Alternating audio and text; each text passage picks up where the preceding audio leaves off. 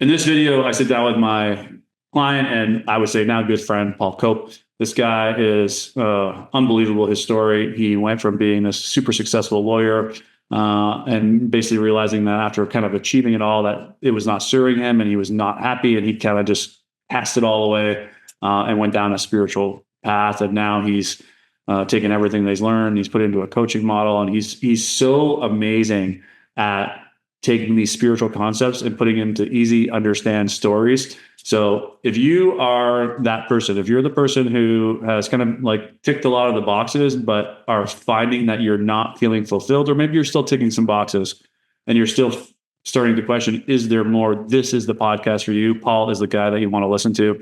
This journey is so amazing, and he continues to grow and be committed to the process of moving up the scale of consciousness. So I really hope, and I know you will enjoy my conversation with Paul Cope. We just finished through our session here and went out in some deep tangents, but I think that the thing that I would probably really like you to kind of like talk about is like that moment of like transition when you're like you're this lawyer, you're successful, you're building this business, and then it just all kind of like you hit this moment where you're like, okay, this is not the life for me. And then you went down a completely different path. Like one path was like the journey of yes. Yes. Yep. That's my wife. I'll cut that out. So one path is like this journey of like, just make money, become the best version of you. So what you thought. And then this other path is like looking deep within, doing spiritual work, just kind of like, and so like what happened, I guess is what I'm trying to get at. So I don't think there was, it's funny, you hear some people's story and there was one moment that happened for them. And it wasn't like that for me. I'd lived my whole life from like, my story is, the short version is my story from when I was 3 is that I was going to be a lawyer. I was told this story. I'd said when I was 3, I want to be a lawyer. And that just followed me all the way through my life and became this big lawyer and ended up with my own firm. I'd worked for huge law firms, huge international law firms, got my own firm, beautiful wife, big city centre apartment, flash car, investment properties. I had another business that I'd got big investment in. So I had that life that we'd all sort of been programmed in our society that I was like the poster boy for that lifestyle. And everyone outside me thought I was smashing it. Like I was living the dream. And behind the scenes, this is sort of mid 30s, probably about 35, 36. I was depressed and suicidal. Like I'd go to my city centre office on a Sunday because I had so much work to do, and I'd take a bottle of wine with me and drink alcohol all afternoon whilst working and fantasizing about how I would kill myself. So, but like the twist of the story was my dad was in like the insurance game. So I knew that if you killed yourself, your insurance doesn't pay out.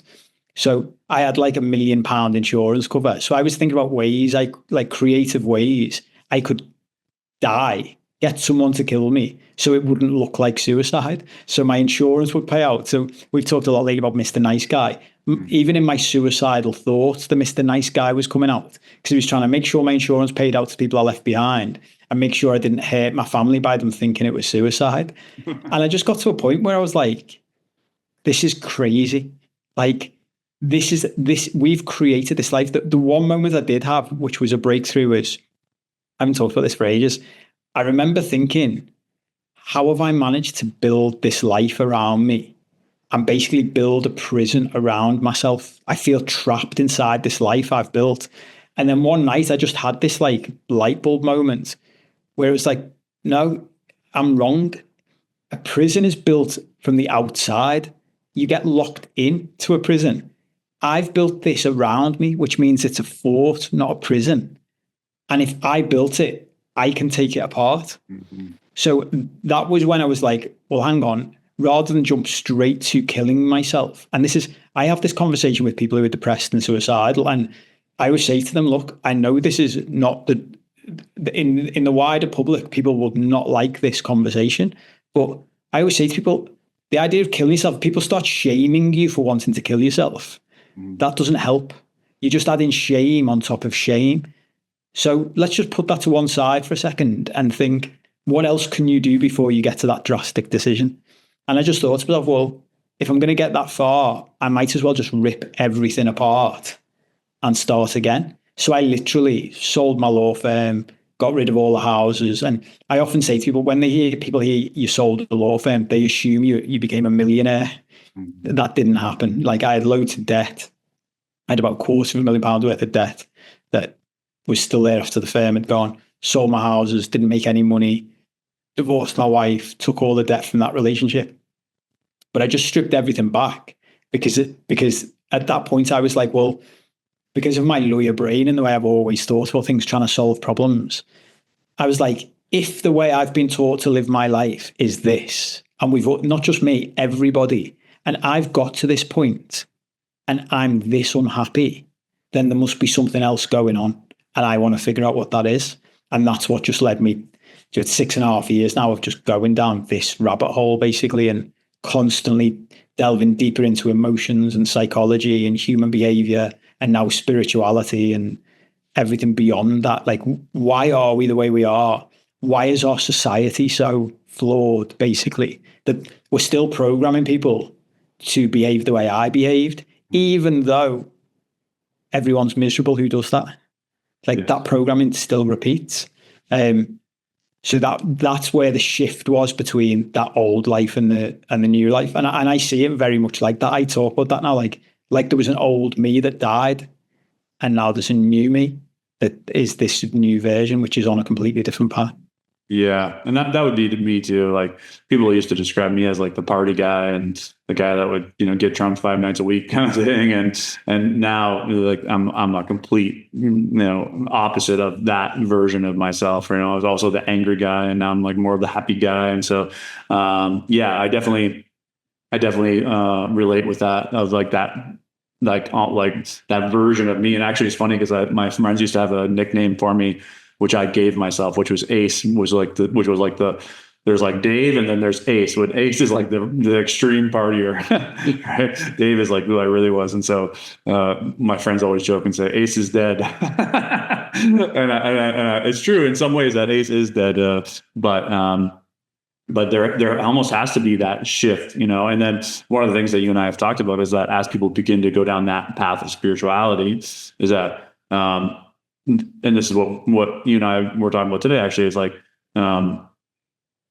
you kind of maybe swing too far that way, right? And you get so involved in like analyzing every single thing that's happening with you. And, you start to use spiritual concepts as protections as well. And, there's all of this. And then, and this is where we're coming to it. Then there's a realigning though of that old version of you who wanted to succeed and had that desire and all that for all of the reasons that we were talking about, which were unconscious. And now the conscious version of you who sees all those patterns and is like taking like a 10,000 foot view of it and says, I can see exactly why you're doing everything. And then those two aligning with like a solid intention, which is either to help people or to grow a business or do whatever. And it's just like such a healthier place. I think that's where you're at now, like with growing your coaching business and stuff. It's like, I feel, because this is what I'm feeling. I'm guessing you're feeling the same. It's like this deep sense of like, it's not even, I don't want to call it motivation, because I think motivation is about you're motivated to go get something, right? It's almost like an energy, that's in you that is just like, it's kind of like the fire doesn't kind of go out, motivation is fleeting, right? Because it's like, I had the motivation to buy a supercar, right? And then the second I bought the supercar, the motivation for the supercar was gone, right? But the energy that I think that you and I have been connecting to recently is like, I don't even know how to describe it, but it's deeper. And so I guess the question will be, the next question to kind of ask you is, do you feel like, and I don't want to call it an aligning of old and new, but I guess that's essentially what it is. Do you feel like that's all kind of coming together again, but in a healthier way? Yeah, 100%. That's exactly where I feel like the past few weeks working together has brought me to, with everything that's been happening in my life, that it's been exactly that. I started out at one end of the spectrum, and it is funny, like there's similarities between our lives, because I had the exact same thing. Like my nickname was Copey, which is a typical British nickname, just put a Y on the end of your surname and you're done. But he was a person. And I've had the same conversation with people where they're like, well, when are we going to get Copey back? And I'm like, he's not coming back. It's Paul now. Like, this is the real me. But what I've realized over time was I lost too much of Copey. Yep. Like, there was, whilst loads of him was dysfunctional and existed because I had low self-esteem, was trying to prove myself, there was an element of him I still really liked, which is me. And I think this whole thing, that this path is, it's all about going back to the Carl Jung thing of like wholeness. Yeah. And it is one of his favorite quotes, man, like, I'd rather be whole than good.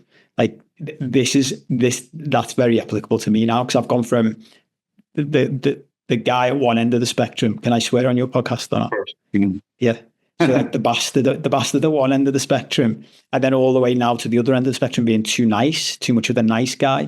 So now I'm trying to come back to this bit of the path is come to the middle and find that balance of, yeah, I want to be a whole person, and I don't need everyone to like me anymore, which is what both ends of the spectrum were all about in different ways. Like trying to get everyone to, my ego has been trying different approaches to get everybody to like me, and neither of them work because they're both flawed because they're built on the ego. So I feel like this next phase, especially working together, and this next phase of my life is all about that. It's finding that balance and that wholeness that incorporates all of those parts of me.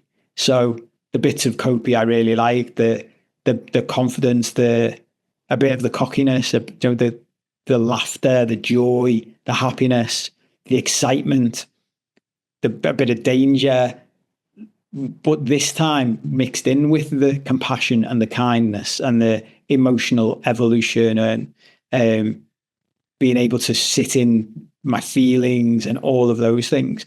And what I'm seeing more and more of, like, just delving into masculinity, healthy masculinity recently, is that's what's missing in the world. And to go back to the other thing you were talking about, the word that's come up for me recently is mission. And even before the last few months, if you'd have asked me about, like, whenever I hear people talk about a mission, they've got a mission, there's always an element of me, the cynical part, that's like, it's just bullshit. It's just another way of marketing that makes people believe in you. But this is the first time in my life I'm like, no, I feel like this is going to be my mission, or this is my mission, that what something the world, or the Western world especially, is lacking is healthy masculinity. And I think the path for people like me and you is to help other men particularly, but women can come along on this journey as well, Sure. in finding their true masculinity again and stepping up and becoming the men that over the past 3 or 4 decades we've just drifted away from completely. Yeah. I think that's going to be such a huge part of the next phase of the world, not just our lives. I think it's massive.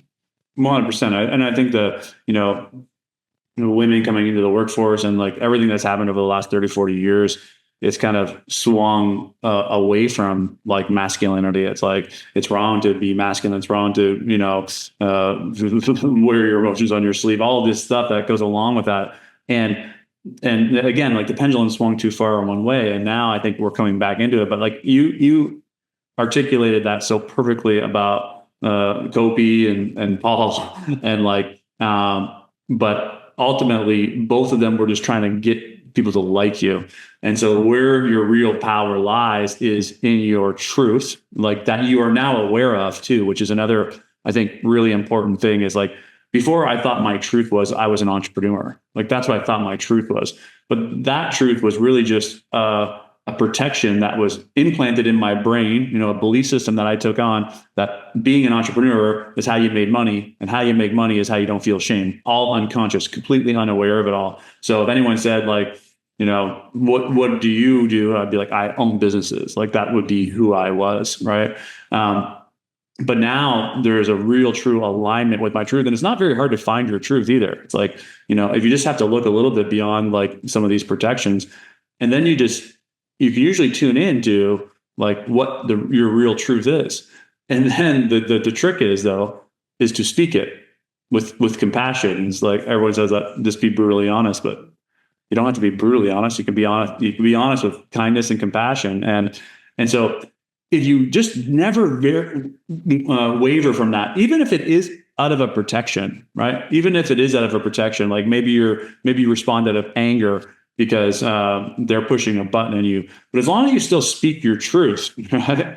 Then they're not holding on to anything anymore, right?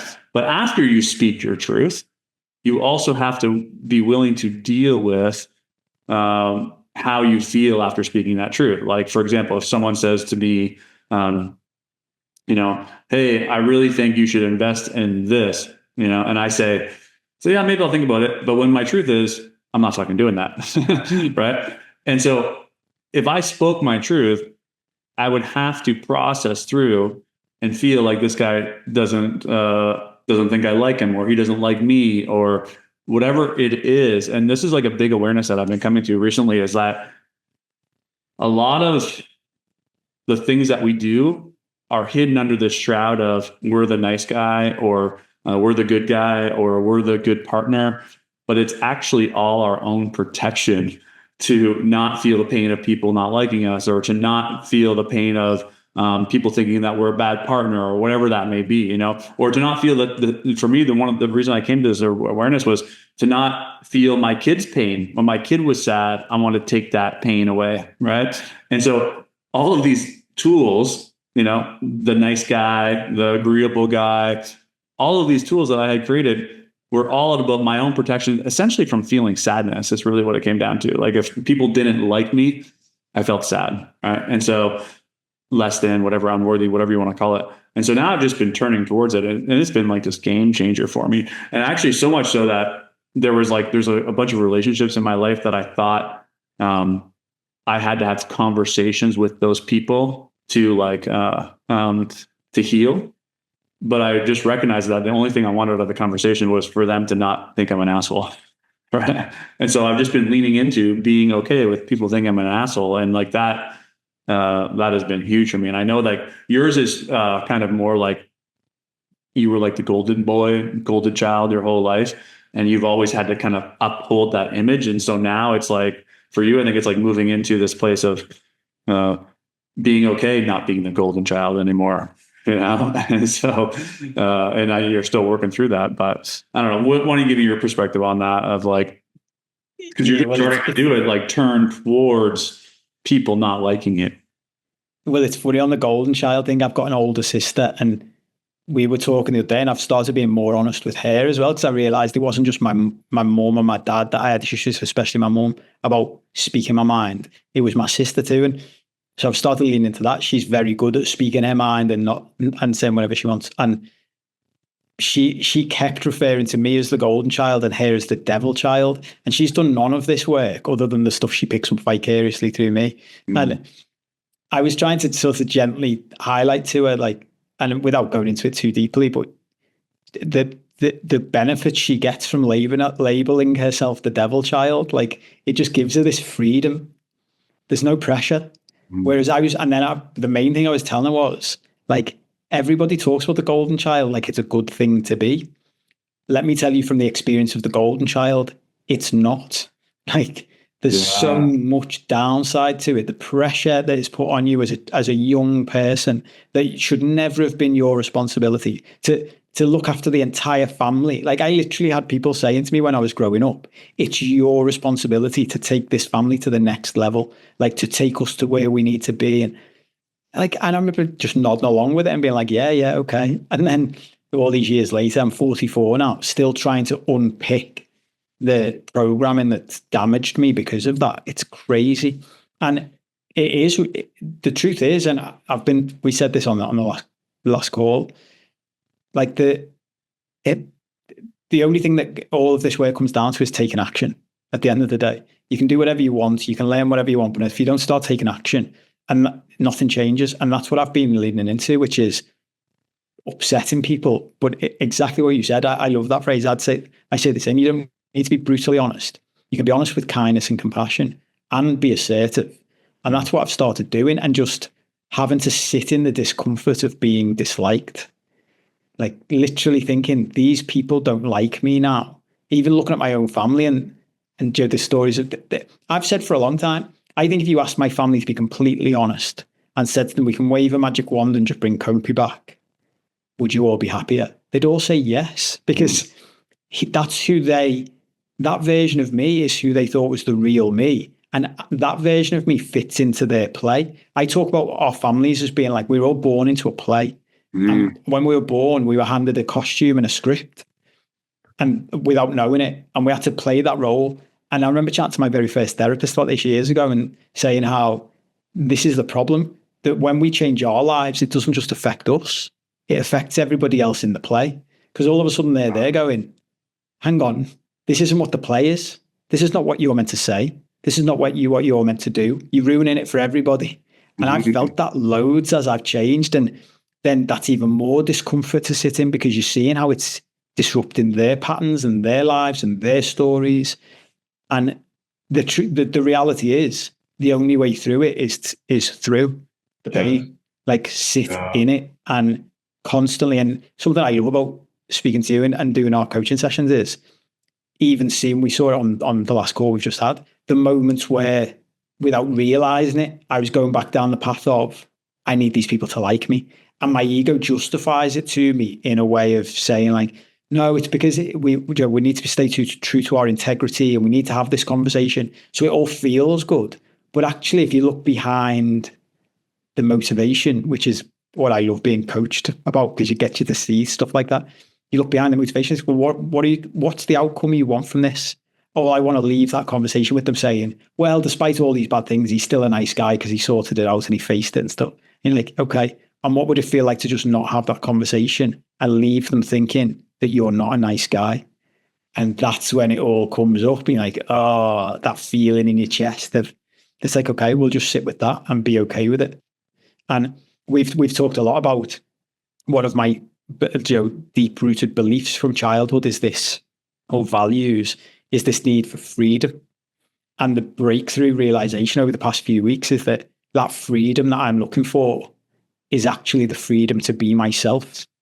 It's not money, financial freedom. It's not freedom to travel. These things are just all part of the external dance. And what's actually needed is, I just need to be myself. I need to feel free to be myself, because I've never done that in my entire life consistently. I've had spells. I went over to Bali when I changed my life and I felt free there. But when we unpicked that a few weeks ago, it was like, well, I've always identified being in Bali or traveling with feeling free, but that isn't what it was. Why I felt free was I was able to just be whoever I wanted to be, because there was no one there who knew me. And now it's about creating that feeling of freedom every day by stepping into whoever I am and want to be, without caring about if people think I'm a nice guy or not, which is easier said than done. Yeah. And like, I'm so glad that we're recording this, because, a couple of years ago, I think I even released a video of that, like, if freedom isn't out there, it's like, it comes from within, right? And it's like, and I think you hit the nail on the head just to lock that in, because I think this is such an important point. It's like, freedom comes from allowing yourself to be the true version of you, beyond all of the programs and protections, like to be your real true self. That is freedom. And if you experience that, then you are like literally living a free life. It doesn't matter what you have or don't have. And then and that's why I was like really excited when you contacted me to work with you, because you had already done so much. And I knew that us working together, not only would I be able to help you, but you would also help me to kind of refine some of the things that I had been working on, and obviously to move me up the scale of consciousness as well. But one of the things that you really helped me refine, and you just said it, was this freedom thing. Because when I recorded that video 2 years ago about freedom was within, I can honestly say that I didn't really still have it then. Like, I understood that it was in me, but I still had these motivations to go get it out there. But it wasn't until you and I started working together and we started walking through this whole thing that I experienced freedom. Like, I had it. Nothing changed in my life. Like, I was still in debt and I still had all the issues out of my business, but I was free. And I was like, I don't know what just shifted here, but I know as a result of you and I working together, because we're doing really deep work. And then it all summed up on that one call when we were picking out, well, when would you be free? And then I said, well, what would happen? And you were like, well, I'll be able to do this, this, this, and this, and this. And then it just clicked at the same time for both of us, where it was like, oh, so it's like, you can do all of that right now. And I had this other client too that he wants freedom. And I said, well, what are you going to do? Like, cause he thinks money is freedom. And I said, what are you going to do when you have 10 million bucks in the bank? I said, so now you're free. What are you going to do? He said, well, then I can relax. And I was like, well, you can relax right now. But he doesn't think he can because he thinks he has to get to the money. It's kind of like, it's like that old adage is like, I need to get in shape, but I don't have time. But it's like, well, it's like the reverse is true. It's like you have to get in shape because and then you have to create the time to get in shape in order to get in shape. And it's like Hormozi has some sort of element of it. I saw a great one just before we started speaking. I was watching the Joe Dispenza interview, and he was talking about a guy he knew who was wealthy, and he met him one day, and he said, he met him in a burger place. The guy's just eating a burger. And he said to him, what's going on with you? And he said, I've lost everything. Lost everything I've had in the past week. All of it's gone. And he said, the guy's just sitting there chilled eating a burger. And he said to him, well, shouldn't you be more worried? Like, why are you so chilled? And he was like, I know I am already wealthy. I am a wealthy person. So the money will come back. And I was like, that's a great way of looking. Like, he identifies as his inner belief is that he is wealthy. So the money can come and go, but he is wealthy. And that's the thing, isn't it? When we talk around law of attraction and manifestation and all these things, and it's like, but you've just got to become the person you want to be, but you have to become it first. And that's what the big shift for me recently is. I've known that up here for so long. I've referenced for years the scene in Forrest Gump where when he's a kid and he's got the calipers on his legs and he starts running to run away from bullies and the calipers fall off. Yes. And I always say to people, that's the healing journey in a scene in a movie. You have to start running and then you heal. You don't heal and then start running. And even though I've known that for years, it's taken me years to really internalize it. Because I've just always been working on the emotions and the psychology and the meditations. And it's like, we go back to the gym.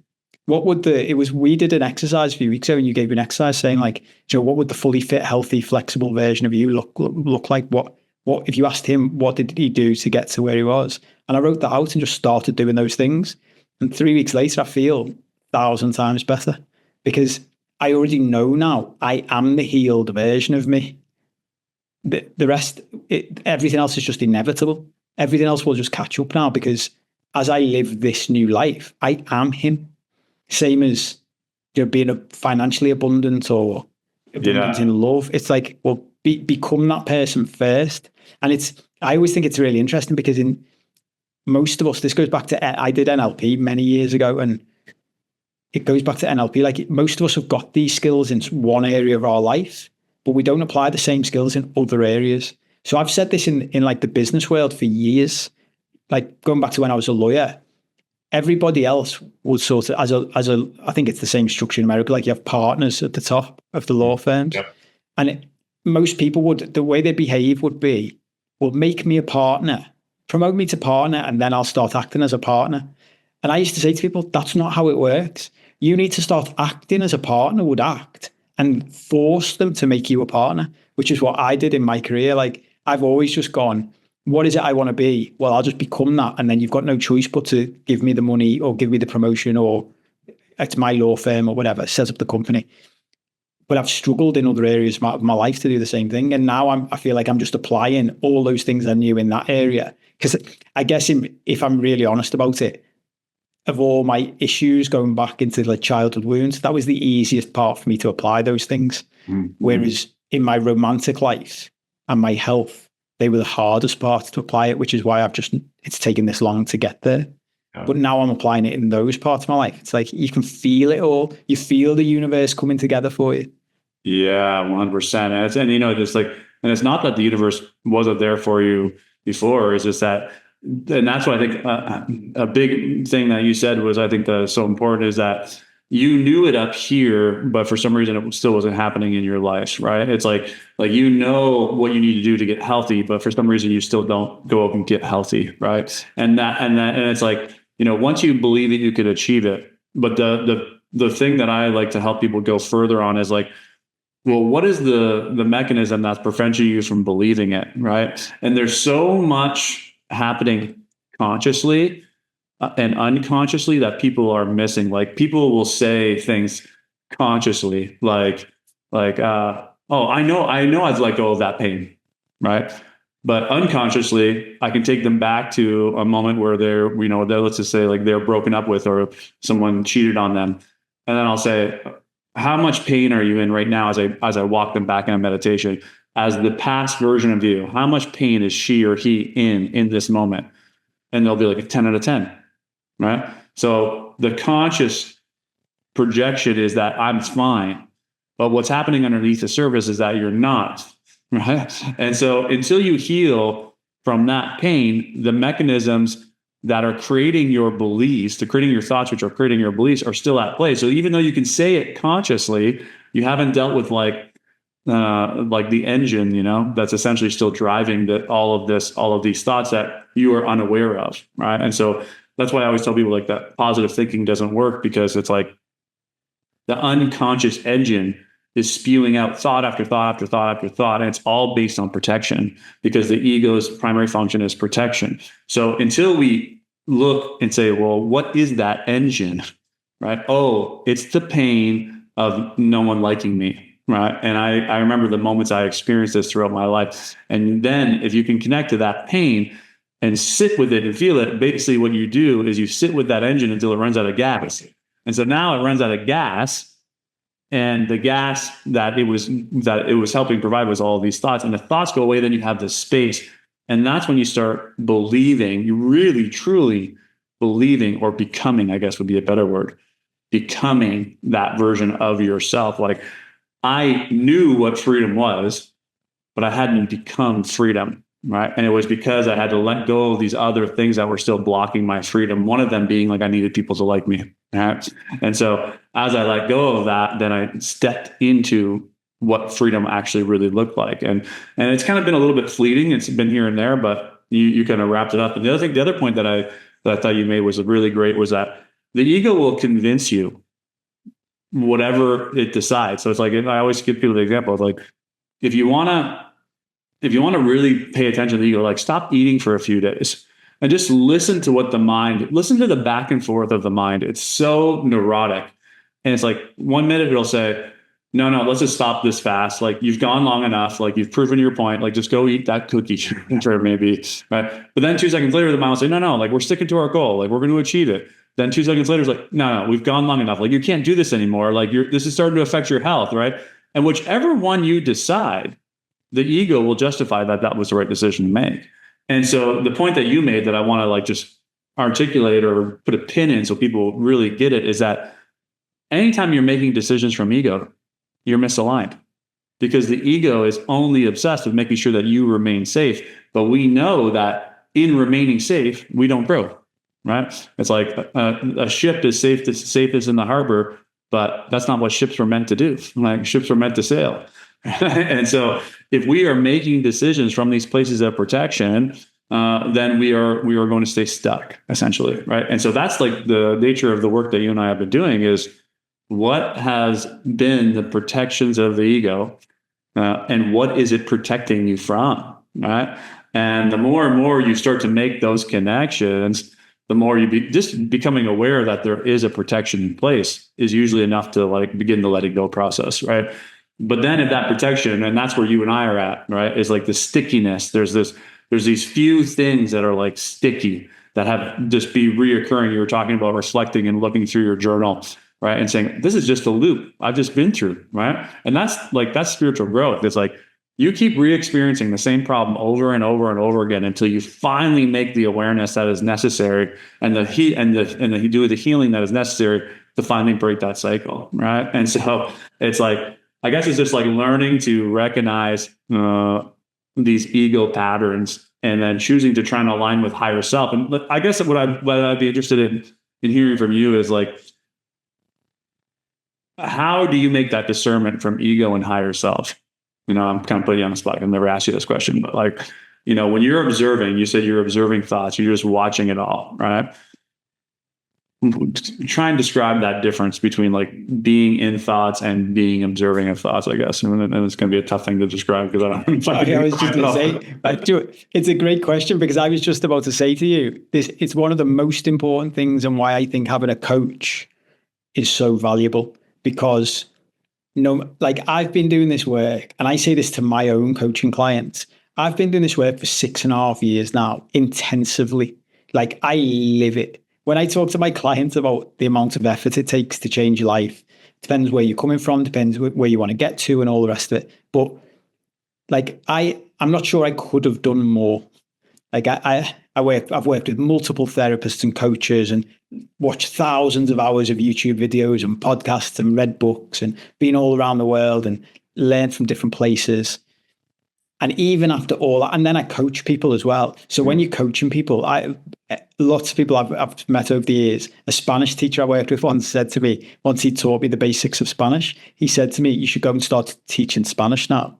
And I said, that's ridiculous. I can't speak Spanish. And he said, but that's the point. He said, if you teach a beginner that's not as good as you will have to get better at Spanish. So teaching people is often the best way to learn, because you're constantly going over the same points. So I've been doing that for years and years and years. And yet, even on the call we had an hour ago, by talking to you about something, I could spot that my ego was at play that I hadn't seen. Yeah. And that's one of the things I say to people about the ego is, I think the ego gets a bad rap, the way we talk about it. Yeah. Like we often talk about the ego like it's a bad guy. But if you stop and think about it, the way you described it, it's a protector. I often say to people, think of it like it's a big brother who's trying his best to protect you. But it's a bit like the helicopter parent generation we've had. The intention is good. The intention is to keep you safe, but it's not good for your development. Like if you have a kid and you protect them from everything, they don't develop. They don't become the best version of themselves they could be. So when I talk about the ego, I always say, look, think of it like that. Think of it like a loving older brother that you need to say to, thanks for all your help and thanks for trying to protect me, but I don't need it anymore. Like I need to go out into the big bad world on my own now and make my own mistakes. And so to answer the question without dodging it completely, the old, you can see the old lawyer in me coming out. I can get around this question. I think a lot of it comes from stillness and sitting in things. I very rarely these days make quick decisions. Like I'll make sure I sit and on exactly what you've just said, because I know if I'm sitting in something and reflecting on it, and I can watch my thoughts doing this, going up and down, 1 minute saying one thing, 1 minute saying the other, I know I'm in my ego. Like that's a telltale sign. Because if it's a knowing, then I just know. I don't need to go through the whole debate. So when it's a this is the right thing, it's usually a knowing feeling. And I guess that's the other way of doing it. The ego basically exists in the mind. And the knowing feeling is a feeling. We talk about it on our calls. When we come across something, when one of us says something that makes you go, oh, you feel the hair stand up, like you feel the blood rush to your face, you feel your heart rate increase. That knowing feeling transcends the ego. The ego is just that constant chatter. And I often say as well, and this ties into my old lawyer life, the ego is like, because it's like a child, it responds really well to evidence. So if I think something to my ego, I'll challenge it. Like I'll talk to that voice and see where it goes to. And if it gets to the point where it doesn't know where to go, like you've sort of trapped it, it's like, that's all. That's the ego. Yeah, I love the way you're looking at the ego as a big brother or as a parent, is just like just protecting you. But yeah, like is it that will limit your development. So I think that's huge. And to take it even a step further, pretty much all thought is ego driven. Yeah. And so, Hopkins used to say that pretty much all thought is useless, right? And it's like, you don't need to think about anything, right? And it's like, you will just be without thinking. You don't need to think about eating. You just start eating, like, it's just like, and so you can pretty much, if you want to like really make it simple, any thought that you have is probably from ego, right? And so then you say, well, how do I know how to make a decision? right? It's like, I got to be able to think about it. It's like, well, no, you'll have a sense of knowing, right? But in order to do that, you have to step out of ego. And so I've always been able to, if I'm observing what my mind is saying to me, then I know that I'm out of ego. I'm just watching it. I'm not going down a path that one thought leads me and says, oh yeah, well, then you could do this and then you could do this. And I'm just observing what the mind is doing. And then I, similar to you, I will also begin questioning it, right? It's like, well, why would you want to do that?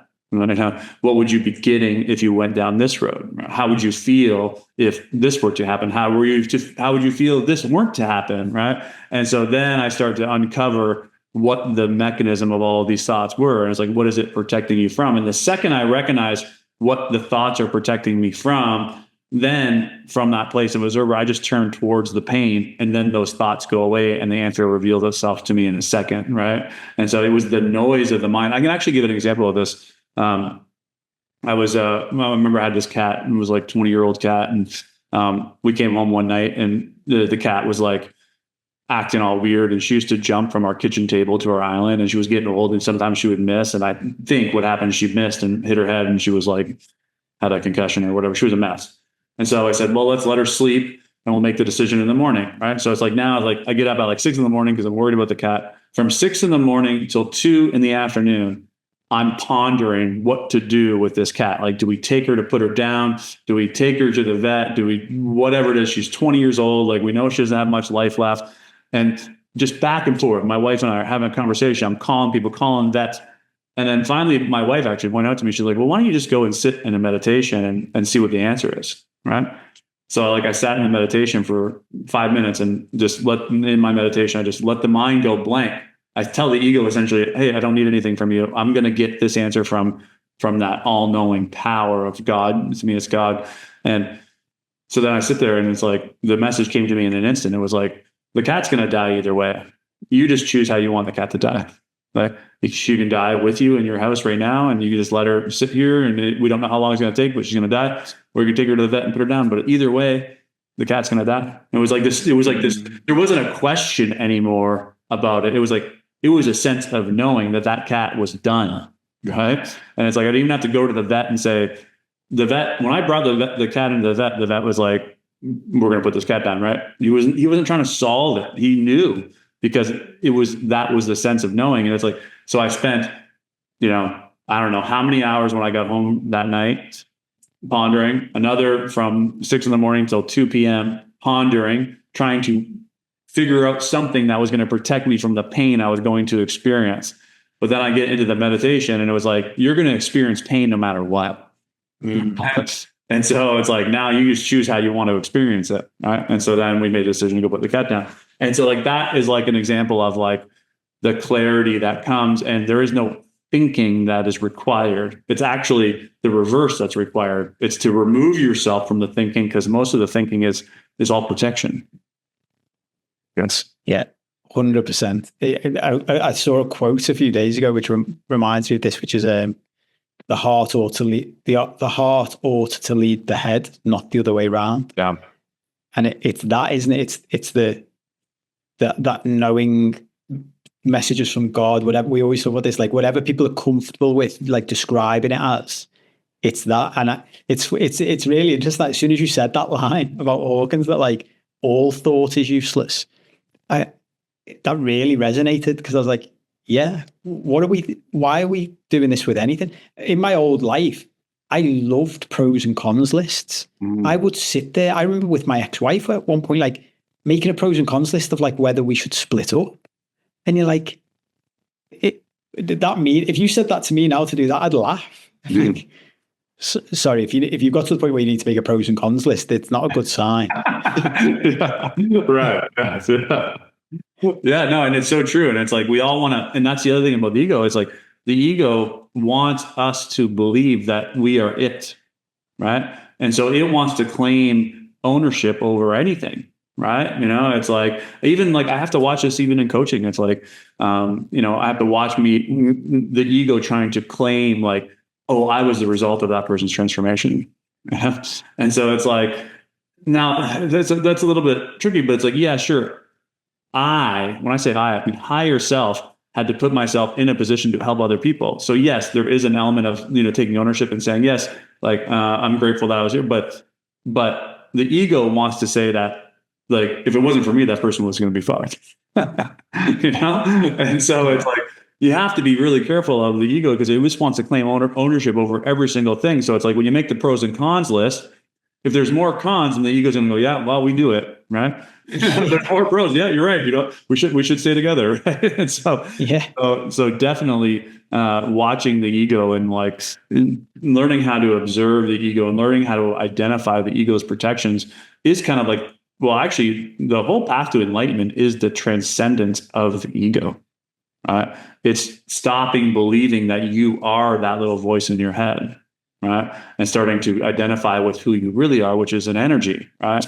And that's when you become enlightened. Hawkins talked about, like, moving to that. He said it was agonizing because it was the death of what he thought was him, right? And there's like no matter how much you do this work, if I started choking you out right now, you would immediately start trying to survive, because there's still a deep belief that you are the mind and the body, right? So imagine how surrendered you would have to be to, like, just be like, I'm okay dying here.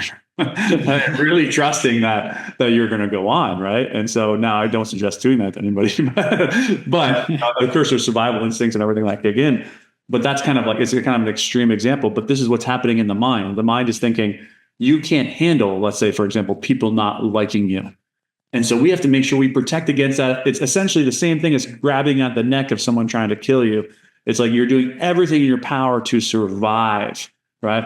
And those things that the ego's put in place to keep you alive are the things that are limiting you most to becoming the best version of yourself. And that's what you and I are dedicated to, is like just to continue to uncover how the ego is protecting us. And the funny thing is, it's like, you realize one protection, you're like, oh wow, what a realization. You feel like you've just climbed a mountain, and you're like, and then all of a sudden, a few days later, you start finding out about another protection, and you go, "Oh, now I gotta deal with it," or another thing that you've been protecting yourself from. Because, for example, my protection, my primary protection in my life was the shame I experienced about, like, not having enough as a kid. So all of my thoughts and energy were about making sure I never re-experienced that pain, right? Mm-hmm. That's where the drivenness to succeed and everything came from. But once I dealt with that shame, I now cleared the space for other shit to begin coming to the surface, right? And so that's when I started getting into deeper levels of healing, right? And that's when I started getting into the things like people pleasing and all of these other limitations that I had created to protect me from other pain. So I guess the good news is, and this is probably, I'm guessing, what you experience, is that when you start doing this work, you can experience big shifts relatively quickly with just making a few realizations, right? And that's where most people actually stop, because their life transforms so much. Like, for example, like for me, the recognition that, drinking was a limitation to becoming my best version of myself, and it was allowing me to not experience the pain of not being accepted. Let's say, right? Once I realized that, I quit drinking. And my life dramatically changed, right? And so, like, that was just like with the one realization. But then what I recognize, though, is that the deeper stuff, it's almost like it's top heavy and bottom heavy, It's like the primary protection is like at the top. And then once you deal with that, you can deal with that one pretty easily. There's a bunch of stuff in the middle, but then it becomes bottom heavy again. And those are like the sticky ones, that's kind of like the way I'm not a very good, you're better at like linking this into a story than I am. But like, that's the kind of way I feel. Like, I felt like so much happened. And then it was all this like kind of mini little ahas. And then there's still some like really big ones that are left to kind of be revealed, I guess. Yeah, well, my one of my many analogies for that sort of stuff is, like, for doing this work, is think of it like a barrel full of boxes and full of like rubbish. And when you start, like, you've just got to clear out, or the other one, the barrel, or the other one I like is a warehouse. Like, you've been left a warehouse by an old dead auntie, and you've been told there's gold in there somewhere. but the warehouse is just full of rubbish and you've got to clear it out. Well, when you start clearing out the big things, that's why you have big progress to begin with, because it looks great. But then as you get into the middle of doing the work, it's like there's loads of little boxes and you're not making big progress anymore. And you think, am I ever going to get to the end of this? Wow. And then if you keep going, by the time you get to the end of it, the room is full of sludge. Like it's all the rubbish, all the grime that's sank to the bottom and been there for years. But you can't get to that unless you've cleared out all the other stuff first. Yeah. And when you get to there, that's where the gold really is. But now you've got to get down on your hands and knees and you've got to clean it all out. And that's where loads of people stop as well, because it's like, I find myself doing this now. It's like, how long does this go on for? Mm-hmm. What I've found recently again is in a book we mentioned the other week, The Big Leap, Gay Hendricks book, which I love. He talks in that of the idea of recommitting, like starting your journey, starting doing anything is about commitment, which is great. Most people in the world never commit to begin with. So if you've committed to start, good for you. But except from that point, there's going to be thousands of times you're going to have to recommit along the way, because an inevitable part of any journey is you're going to fail, you're going to fall down, you're going to go down to your knees. And by the time you get to that bit of clearing out all the sludge around the edge, it's like, that's when you've really got to recommit again. And the number of times in the past couple of years, I've been like, do I want to do this? And then it's just take a break, take a breath, get back up, start again. And going back to the ego thing, the other thing that jumped into my head as you were talking is, and this is the other thing I like to do with the ego, is rather than demonize it, is I see it as like a little pesky kid that you're playing a game with. And it's really, when you truly understand what it's doing, it is so clever. Like, considering we're in a world now where artificial intelligence is huge and we're all some people are frightened about what's going to happen, other people are blown away by it. For artificial intelligence to get to a place that humans are, I mean, if it can get to that place, it'll blow my mind, because if you just stop and think about the way just the ego works, everything we're talking about, that is phenomenal. Like, however it's designed, that even at our age, like I'm 44 now, as I said, and I've done all this work, and it can still just evolve and it can find a new way. So I can think I've got it and I can think I've figured everything out.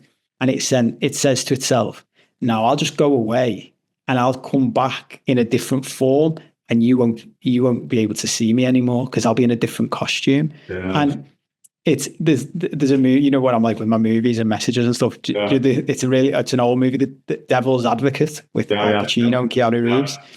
And this is one of those things where it's like, it's a spoiler, but the film's 25 years old. So if I'm spoiling it for you, it's your own fault. But there's the whole movie, when you look at it, is about ego. Like, Al Pacino effectively plays the devil. Yes. But the whole thing is about ego. And the very end scene is, the whole story is, Keanu Reeves overcame the devil, and like he saw it just in time and he stopped it and he came back from the brink and now he's good again.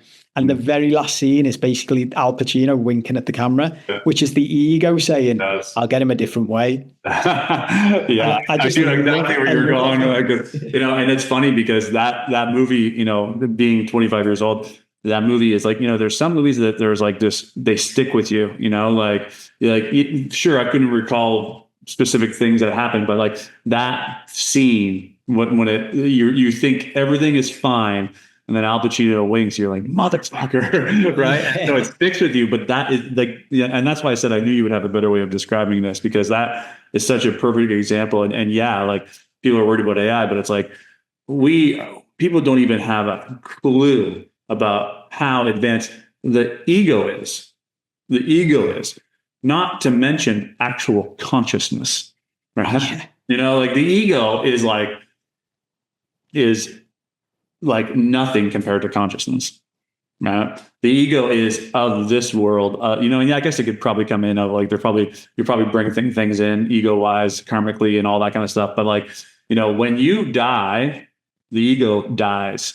Right? Your consciousness goes on, right? So just imagine like how much more advanced your consciousness is than the ego that only survives like 100 years kind of thing, right? And so, and if we look at just the ego, look how fucking sneaky the ego is, and it's like, I always tell my clients that the ego is a sneaky little motherfucker, and you got to be careful. You'll think that you're making a decision from this place of power and whatever. And then what you do is you recognize, oh, that was all just protection for me to not look like an idiot or whatever that may be. And the one that I've been really tuning into is like, I work with a lot of men, and one of the things is like this, like, shroud of being like the best husband, like being such a good husband and constantly taking care of their wife and making sure that they're never experiencing any discomfort or whatever.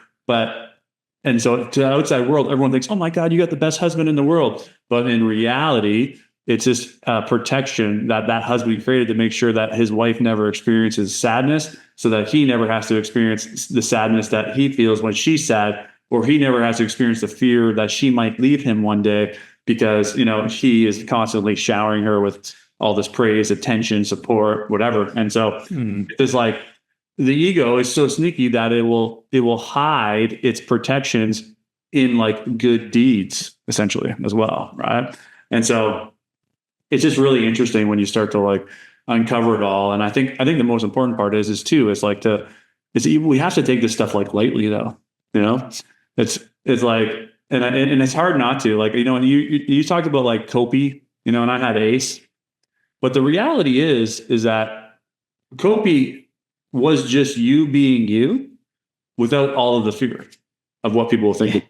Right. Yeah. And so, I'm sure maybe sometimes it went too far or whatever. And same with Ace. Like, Ace was like the life of the party. Everyone loved Ace. Right. Yeah. But it's like, that was just who I really am. And then when I stepped out of that, I went into this like very like serious mode. Right. And so now my whole intention of spiritual growth, I don't think I ever told you this, is to bring Ace back to life, but without the alcohol. Right. And so to be that version of myself. That's exactly me. That's exactly I've said that about Kopi. Like, yeah. But if I can, my path now, I was literally just about to say that, and then you said it. It's just another sign of how similar we are, and with everything. That's exactly it for me. I was just about to say the same thing. Like, that's the goal. If I can get back to him without the need to please people and without alcohol, then I've nailed it. Like, that's it. And the other thing that came to mind as you were talking is about the heaviness. My first therapist said this to me once, and I really liked it. He said, it's called enlightenment. Like, it's meant to be light. Yeah. Like, all these people walking around really heavy and, this is all so much hard work, which is where we've been. It's like, yeah, that's not what it's meant to be. It's meant to be light. So I do feel like, going back to that question before, that's this phase now. Like, stepping into the joy, stepping into love and excitement and happiness, and facing all of the stuff that gets kicked up around that, because the ego doesn't want us to be there either, because it doesn't feel safe. Yeah. And I think one of the things that I've recognized is that as I've learned how to lean into pain after pain after pain, as it continues to show up, I'm starting to like be more comfortable in pain. Right. And so now, as soon as I identify some sort of pain that I'm avoiding, right? Like I was just talking to you about avoiding the pain of people not liking me, and, some relationships that I thought I had to have these big, long conversations about. And then once I recognized like what was underneath there was like, oh, I have to lean into the pain of people not liking me. There was like this immediate willingness to go there. Right. Whereas in the beginning of my journey, and I'm just picturing a few of my clients, that's why I paused there. They really get caught up in like a lot of the connecting, right? They want to understand why they are the way they are. And like the first part of what I do with most of my clients is create awareness.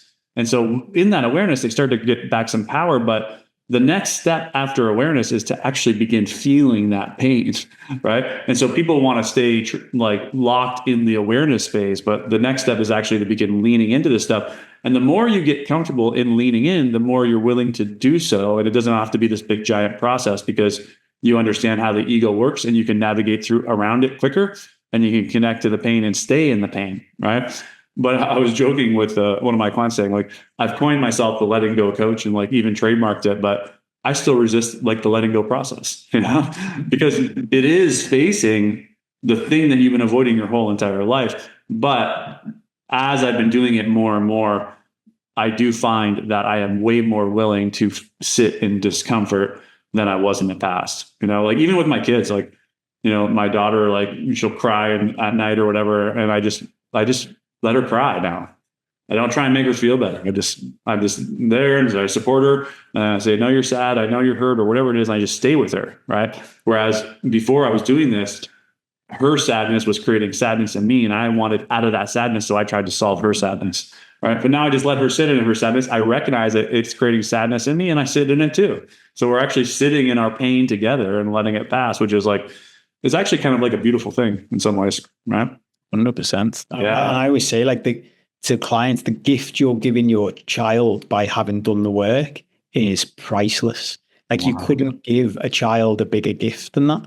Because it's something I still struggle with, and something I need to work on is watching other people with their kids and doing the opposite, which is what led to all of our problems in the first place. They're desperately trying to pull them out of sadness, or desperately trying to stop them being angry or feeling afraid. And I just sit there and think, you've got no idea what you do. No idea what you're doing to them. Yeah. This has been really great, Paul. Like, you and I both work with, similar people. Like, we work with a lot of men, as I think so. And I think men, I think part of the reason that you were attracted to me and, I knew that we would work well together is because like you could still be like a man's man and do this work. Like, you don't have to start wearing like white gowns and, dancing barefoot in the sand, even though that I think that's okay too. But like, you don't have to be like that the wispy version of like what people think spirituality is. There is this beautiful mix of masculinity and spirituality. And in fact, a lot of what you and I did was like getting you realigned and reconnected to that masculinity that is like yours, and you can own it from like this place of like, alignment as opposed to like a needing to in the past. Right. And so I guess what I'm trying to get at is if you were speaking to like our ideal clients, what would you say to them? Like, and our ideal clients are like, usually entrepreneurs, high achievers that are doing well. Kind of, we're like you and I, we've kind of checked all the boxes in some ways. Like we had the success and the girls and the cars and all of that, but then we had some sort of inclination that something was not right, and it was time to like start going down a different path. And so I guess, I don't know, what would you say to that guy maybe potentially listening to this podcast? I'd probably follow up something you've just said, and I'd say to them, if you've done all of those things in your life, if you are that high achiever and you've ticked all the boxes that you think you were meant to tick, and you are still not happy, you're not fulfilled, you're not content, you've just got that feeling deep inside that something's missing, you're right, there is something missing, and there is an answer to it, and that's this path. And to reiterate what you've just said, this path is for men as well. Like, this doesn't need to be woo-woo and all the things that put us off. I often say to clients, if the me now was speaking to the me 10 years ago, me 10 years ago would be like, what the fuck has happened? Like, how did I become you? Yeah. That's what allows people like me and you to connect with men who want to come on this path, because we've been them. And we can resonate with everything they say. And the number of times we have similarities in our lives, we've seen it on this conversation. The number of times I have people coming to me, and I'm sure you have the same, where I've had people say to me, because I've got a couple of books, like, I read your book and cried because it was just my life written down in a book. I'm like, I have this line that I say to people, that there's this myth, and I think where most people struggle is the ego convinces you that your problems are just your problems. Yep. But people like you and I have the privilege of looking behind the curtain into people's lives all around the world. And the one thing I always say to people is, we are all living the same life in different houses. So don't let the ego convince you that your problems are unique to you. I promise you, if you have a conversation with you or me or someone like us, you will find that your problems are everywhere. Everybody experiences them. And there is a way out. There is a different path you can take.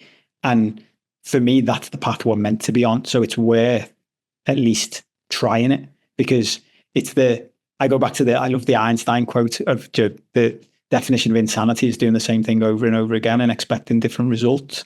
The truth is, if you're on that path, the old path and you already know you're miserable, you know where that path goes. So at the very least, you can try a different path and see what happens. Yep. 100%.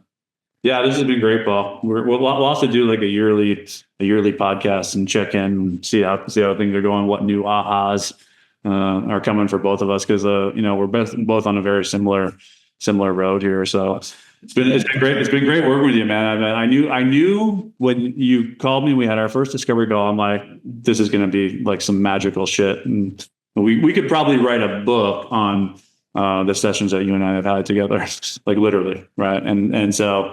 Yeah. And I think the calling, if you were attracted to this podcast, I'm sure I'm going to label it something very hooky. And if you were attracted to this podcast for some reason, it's probably because you're starting to get that hint. Like there are no coincidences. Everyone's coming together for a reason. You and I are across an ocean and, we're aligned. And so it's like, we're all coming to each other's lives for a reason. So, it is, it's making me like making me a little bit emotional, because it is like a stepping into like actually what life is all about. I remember there was this moment like when I was doing a retreat out at Lungo Vita, and I got 30 people in a room, and we're going around, and then I start getting into like the connection phase of like why people are the way they are. And this one guy shares this story, right? And like the whole room is feeling it, like, the chills and some eyes watering.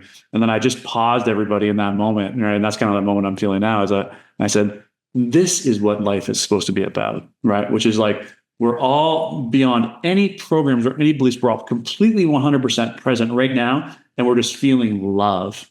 Right. And it was so powerful. I just had to identify it for people, because I'm like, all this bullshit that you think that life is about, it's like, it doesn't even compare to what you were experiencing right now, this millisecond that you just got a chance to feel it. Right. And so you only need to get a few glimpses of that to be like, oh yeah, it's like, I had it all wrong, essentially, so 100%.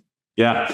All right, good stuff, Bob. I'll let you go. Thanks for taking the time to jump on the podcast. And where can people find you? That would be the other thing I would like to give you the opportunity to. It depends. So basically, my sole focus going forward, based off our coaching the past few weeks, is I only privately coach a specific group of people, which is high achieving men aged between about 35 and 55 who are feeling unfulfilled. So if they want to see about the private coaching, they can go to a website called richandfulfilled.com. My other website is for everybody else. So everything else I do for free on the Alex Hormozi model. So the work works for anybody. And if you're listening to this and you don't fit into that target specific demographic for private coaching, and you just want free help with stuff I do, go to paul7cope.com and you can get all the information there. Sweet. Awesome, man. Thanks for jumping on, and I'll see you next week. My pleasure. Okay. Take care. Sweet. That's awesome, man. I think that was perfect. All good. I think we could have went for 3 more hours. Yeah. Yeah. No, that's great. No, and you know what? That one of the things, you said to me on one of our calls before, but you are so good at like putting these concepts into stories and examples that really help people visualize them. Right. Like even as you were talking there, I was like, oh, wow, this is great. So yeah, I mean, you lean into that strength, I guess, for sure. Yeah. Thanks, mate. It was funny because as I was doing it, and you said a couple of times when you said to me, because I respect you so much and love what you do. And for when someone like that says something to me, I'm like, oh, do it really hit? Yeah. And then you said, you're really good at doing this. My whole system went, because I'm still working on like refining my zone of genius. Yeah. I'm like, yeah. That's got to go in it. Like, yeah, 100%. That's something I'm like, I am good. I'm good at stories and analogies. And the number of people who say to me, I love the way you do that. That makes loads of sense now. I'm like, yeah. So that's definitely got to go in it. Yeah, 100%. Yeah. Good stuff, man. Good, mate. And look, to reflect back to you what you said to me. I'm loving our sessions, and it's helped me loads. So thank you already. Like it's been a massive help the last few weeks, especially. I keep saying to clients as well as I'm talking, like, I'm not sure there could be a bigger like advert for this work than everything I've been through, and I'm still in a good place. Like I'm able to sit in the shit and Yes. Obviously my ego goes off and we work on that and you help me and we pull back and oh yeah, that. And, but it shows how powerful the work is. Like most people would either be an absolute mess and devastated or go off the other way and, I need to prove myself to the world again and blah, blah, blah. And it's like doing this work just helps you keep coming back to the center. And so, yeah, really grateful, mate. I'm loving it. Yeah. Yeah, me too. Even like, just even seeing I went through like that cash crunch out there at Lingo Vita and just having the tools to be able to process through all that. Like I get to see how it affects actual people because I have my wife next to me and she's fucking losing her mind. We're gonna lose everything. We're gonna lose $1 million, all this stuff. And I'm like, just like, there's really no emotional reaction in it. It's like, I notice the ego go like getting in there, but then I just pull myself back and I just go into this place of trust. It's like, all going to be fine. Even like literally, I don't know how I'm going to make my mortgage payments and they keep getting made. And I'm like, this is unbelievable. Like it's actually, it's not unbelievable. It's miraculous, but it's just like, I even said to my manager the other day, she was like freaking out because she has freakouts too. I'm like, it's all going to work out. Don't worry. And like, literally, I think I told you this. It's like the check for the mortgage came out at midnight. We got our deposit from some retreat the next day. So the check didn't bounce, but like they had to go into the account at the exact same time. And it was like within like a $500 window, right? I was like, this would drive any normal person through the roof because it's like not knowing if they're going to lose everything, right? But then the flip side of all of that is, but now our sales have like skyrocketed. Like we've done like 10 times the gift card sales this year than we did last year, right? And so this morning I woke up and there was a $20,000 deposit from one day of sales, right? And I was just like, I literally couldn't make this shit up if I tried, like to try and tell these stories about how we're surviving here and doing it like pretty stress free. Like to anybody else, losing $1 million in their life savings they might kill themselves. They literally might, right? Yeah. There was people the stories of like billionaires who lose, they've got 30 billion and they go down to 20 billion and they kill themselves, or they're depressed and like, you've still got 20 billion left. Like, and they're like, fuck my life. So yeah, I couldn't agree more. Something I'm conscious of time, but something I do want to just mention to talk about in the future. Yeah. I am intrigued to hear more about like from a relationship perspective with you, like how does it, how does your relationship work? Because I'd never asked you about your wife before. Yeah. It's interesting. You've said a couple of times today, like she's not doing this basically. And so I'm intrigued. And I asked the relationship coach this, like something I've realized reflecting on things in the past few weeks is because I've never been in or witnessed a healthy relationship. I don't know, just like basic things like, well, how often do you get annoyed with your partner and that's just okay? Yeah. How often do you look at them and think, I don't like what you just did then? Or, all right, you fucking hell, just can't. And how often do you just let them be? Do you like the masculinity books like say, well, the feminine does just go off and do irrational things sometimes, and the strong masculine shouldn't grill them. They should just let them go. And all that sort of stuff is what I want to start to understand properly, I think. Yeah, definitely. And one thing I do think is like my wife and I have like a really great relationship, and I think probably the most work that I still have to do is within that relationship and like the little defenses and stuff that I have. But I've already done a ton of work on them. But like she will get the brunt of any emotional reaction that I have, right? And it's like just the way it goes. Like everybody else, I've been able to remove myself from the initial emotional response. She'll still get me in it, And so I'm usually catching it after it's happened, right? And then I'm correcting. And so by doing that process over time, I've become way less emotionally reactive and I'm able to notice it. But to tell you the absolute truth, the be all end all of it all is to speak my truth and just to never, and even if that truth is not aligned with my real true truth, it's my emotional truth. Even if I'm angry in that moment, right? And then I choose to repress it or suppress it or not. If she asks me what's wrong and I say nothing, but I'm really mad at her because, she didn't have sex with me or whatever. And I don't speak my truth, even though that truth may come from anger and resentment. I think that's a problem. right? And so what I've been doing is like just trying to say my truth at all times, and then recognizing later that that truth might have been the ego's truth and not my truth, right? And then making a correction from it, even with her or just from within. That has been like a huge kind of like shift that's happened recently. It's like I don't worry about whether it's ego or not. I just make sure I say what I feel like I need to say in that moment. I just don't hide anything. It's like, seems like really simple advice, but that's basically what it comes down to, right? And then if I catch myself later, I will apologize or do whatever and be like, I just noticed that was all from ego and it was about you pushing the button and me that I'm not good enough. And like, I'm working on it, and I apologize. And so then from there, we continue to grow together, right? Yeah, nice. Yeah. And I do have this benefit though of her. She does not speak her truth ever, even though it's from anger or whatever. And because of that, she is actually like pretty spiritually advanced, even though she doesn't really do this work, but she just will never alter what she is on her mind. And it's really wild to watch. Yeah. Well, and I think that's a gift for people like you and I who are doing that, because I think one of the problems Siobhan and I had, and we have talked about this a lot over the years, is we were too similar. Yeah. So we would both be holding things in. And then, by the time something came out, we had all kinds. The last time we had a big fight, because we both laughed about it afterwards, because we were both just like, it felt good. It felt good to just shout out loud what we fucking think and just like, fuck it. And she was like, I'm not bothered by it anymore. And I was like, good. I'm glad. I went to her, I'm glad all those things you shouted at me when you were angry are all true. Yeah. And I needed to hear them. So thanks. Yeah. I wish you could just told me calmly. Yeah. Right. Yeah, exactly.